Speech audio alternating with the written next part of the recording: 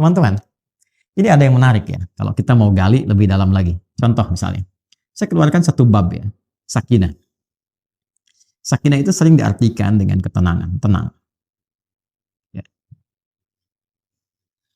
Padahal bukan tenang biasa.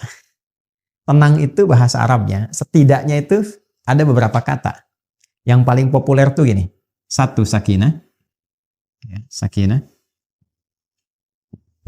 Yang kedua tuma'ninah, tuma'ninah.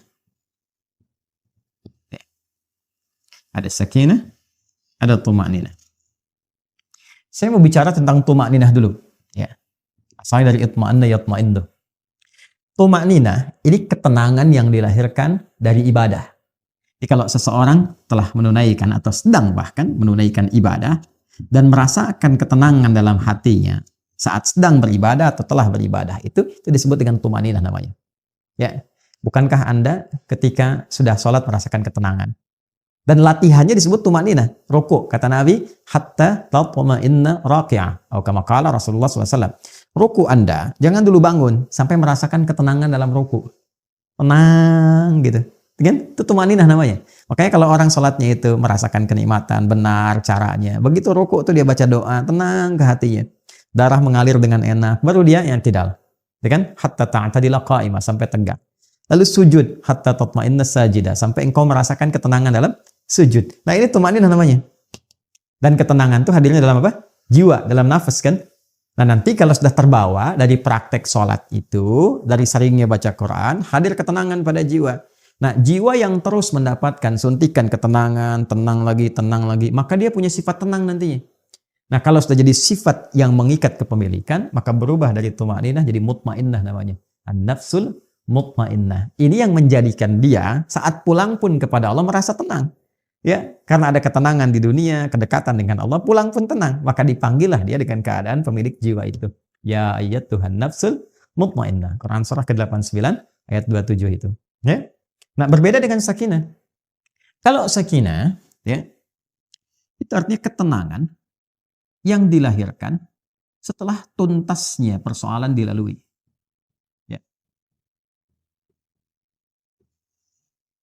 Baik. Ada mahasiswa atau pelajar, ujian, ya.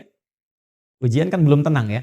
Ya, makanya disebut minggu tenang itu kadang-kadang kurang tepat dalam konteks di kita ya.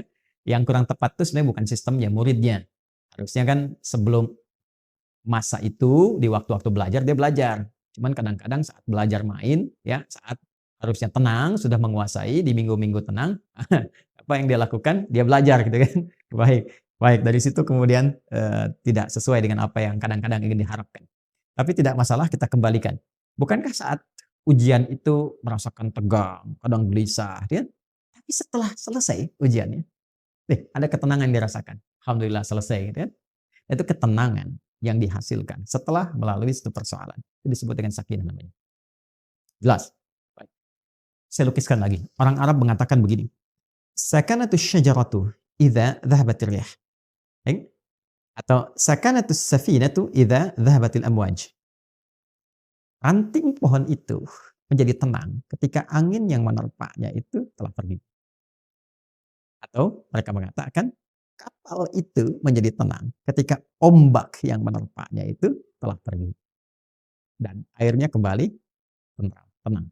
Nah, ketenangan yang telah melalui perombang-ambingan, diombang-ambingkan ombak, pohon diterpa, naik turun, kiri kanan begitu. Setelah kemudian dia tenang lagi, ya, apa yang terjadi? Nah, ketenangan itu yang disebut dengan sakinah. Dan biasanya kapal yang banyak diuji dengan gelombang, bahkan gelombang besar, dan dia melewati itu menjadikan kapalnya kualitasnya lebih kuat. Ya, lebih mudah menghadapi persoalan-persoalan atau bahkan gelombang-gelombang kecil setelahnya. Semakin besar, yang kecil lewat. Ya, demikian pohon. Semakin diterpa anginnya kencang, ya, dia goyang dan dia tertanam kuat, semakin kokoh akarnya. Jadi ketenangan itu bukan sekedar melahirkan ketenangan setelah gelombangnya lewat, tapi setelah itu melahirkan satu kemantapan yang dengan itu bisa mengatasi persoalan-persoalan kecil di kemudian hari atau siap untuk menghadapi tantangan besar di kemudian yang lainnya. Maka itu disebut dengan sakinah. Ketika kehidupan di rumah tangga, ini yang akan saya sampaikan, disebut dengan sakinah, memberikan pesan kepada kita bahwa bukan berarti di rumah tangga itu akan hampa dari persoalan. Akan selalu ditemukan persoalan. Ini cara memahaminya. Jadi kalau tidak dipelajari dulu ini nanti kaget. Bukan berarti nggak ada masalah. Rumah tangga itu pasti ada masalah. Ya, yang paling ideal kan rumah tangganya Rasulullah SAW. Tapi coba lihat, apakah dalam kehidupan rumah tangga Nabi tidak ada masalah? Jangan salah, banyak persoalan, ya kan? Tapi dengan persoalan itu turun panduan pada kita, turun ayat, turun hadis, mengatasi ini bagaimana? Ya kalau salah persoalan pemahaman bagaimana, salah komunikasi bagaimana, meluruskan yang ini bagaimana? Kalau ingin cari teman cerita ke siapa? Kalau mengadu belum ketemu suami istri ke siapa mengadunya? Ada semuanya. Gitu.